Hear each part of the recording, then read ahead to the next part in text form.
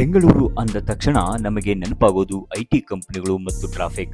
ಆದರೆ ಈಗ silicon city ಮತ್ತೊಂದು ದೊಡ್ಡ ಕಾರಣಕ್ಕೆ ಜಾಗತಿಕ ಮಟ್ಟದಲ್ಲಿ ಸದ್ದು ಮಾಡ್ತಿದೆ. ಅದುವೇ ಹೃದಯ ಚಿಕಿತ್ಸೆ.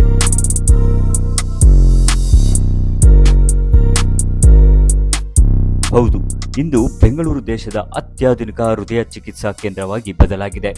ವಾರಗಟ್ಟಲೆ ಆಸ್ಪತ್ರೆಯಲ್ಲಿ ಇರಬೇಕಿದ್ದ ರೋಗಿಗಳು ಈಗ ಕೇವಲ 3 ದಿನದಲ್ಲಿ ಮನೆಗೆ ಮರಳುತ್ತಿದ್ದಾರೆ. ಇದು ಹೇಗೆ ಸಾಧ್ಯ? ಬನ್ನಿ ಇವತ್ತಿನ ವಿಡಿಯೋದಲ್ಲಿ ತಿಳಿಯೋಣ. ಮೊದಲೆಲ್ಲ ಹೃದಯದ ಕವಾಟು ಅಂದ್ರೆ ವಾಲ್ವ್ ಬದಲಾಯಿಸಬೇಕಾದ್ರೆ ಎದೆಯನ್ನ ಸೀಳಿ ದೊಡ್ಡ ಶಸ್ತ್ರಚಿಕಿತ್ಸೆ ಮಾಡಬೇಕಿತ್ತು.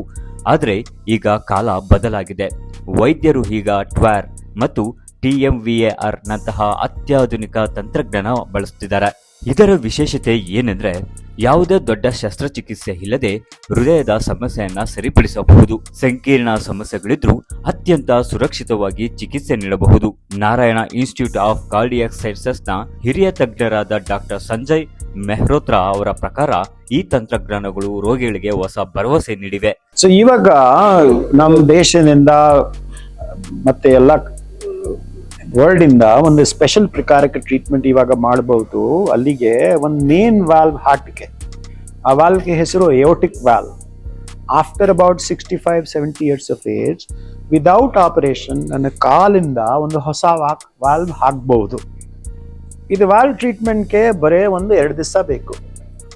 ಟ್ರೀಟ್ಮೆಂಟ್ ಪ್ರೊಸೀಜರ್ ಟೈಮ್ 1 ಗಂಟೆ ಕೆಳಗಡೆ 40 ಮಿನಿಟ್ಸ್ ಇಂದ ಮಾಡಬಹುದು.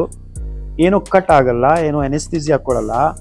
Without that you can implant a valve and the person can go home in 2 days. ಈ ಚಿಕಿತ್ಸೆಯ ಅತಿದೊಡ್ಡ ಪ್ಲಸ್ ಪಾಯಿಂಟ್ ಅಂದ್ರೆ ಚೇತರಿಕೆಯ ವೇಗ.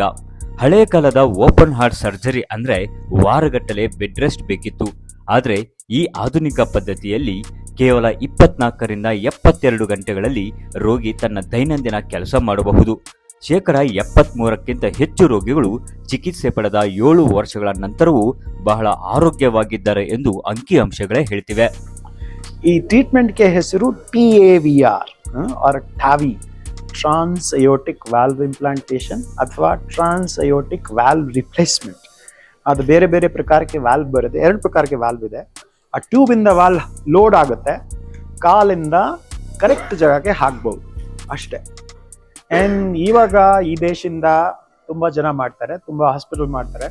ನಾವು ಹಾಸ್ಪಿಟಲ್ ಇಂದ ಆಲ್ಮೋಸ್ಟ್ 15 years ಇಂದ ಮಾಡ್ತೇವೆ. ಇವಾಗ ಶುರು ಮಾಡಿದರು, 2013 ಇಂದ ಶುರು ಮಾಡಿದರು. ಇವಾಗ ಆಲ್ಮೋಸ್ಟ್ 500 ಪೇಷಂಟ್ಸ್ ಎಲ್ಲ ಟೀಮ್ ಜೊತೆಗೆ ಮಾಡಿ ಆಯ್ತು. ತಂತ್ರಜ್ಞಾನ ಎಷ್ಟೇ ಬೆಳೆದ್ರೂ ಒಂದು ಆತಂಕಕಾರಿ ವಿಷಯ ಇದ್ದೇ ಇರುತ್ತೆ. ಭಾರತದಲ್ಲಿ ಹೃದಯದ ಕವಾಟಿನ ಸಮಸ್ಯೆಗಳು ಆರಂಭದಲ್ಲಿ ಪತ್ತೆಯಾಗುತ್ತಿಲ್ಲ. ವಿಶೇಷವಾಗಿ 60 ವರ್ಷ ಮೇಲ್ಪಟ್ಟವರಲ್ಲಿ ಆರಿಯೋಟಿಕ್ ಸ್ಟೆನ್ಸೋಸಿಸ್ ನಂತಹ ಕಾಯಿಲೆಗಳು ಕೊನೆಯ ಹಂತದಲ್ಲಿದ್ದಾಗ ಮಾತ್ರ ಬೆಳಕಿಗೆ ಬರ್ತಿವೆ. ಹಾಗಾಗಿ ಸಣ್ಣ ಲಕ್ಷಣ ಕಂಡರೂ ತಕ್ಷಣ ತಪಾಸಣೆ ಮಾಡಿಸಿಕೊಳ್ಳುವುದು ಬಹಳ ಮುಖ್ಯ.